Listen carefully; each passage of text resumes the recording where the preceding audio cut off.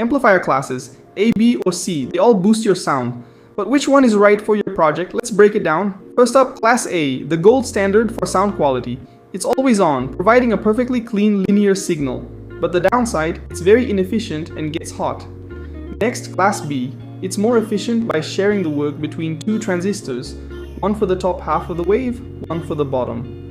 However, this can create a small amount of distortion where they switch. Finally, Class C, it's on for just a tiny blip of the signal, making it incredibly efficient and powerful, but the output is highly distorted, so it's used in radio transmitters, not for audio. To summarize, Class A for the best sound, Class B for a balance of sound and efficiency, and Class C for raw power and RF applications. Now you know.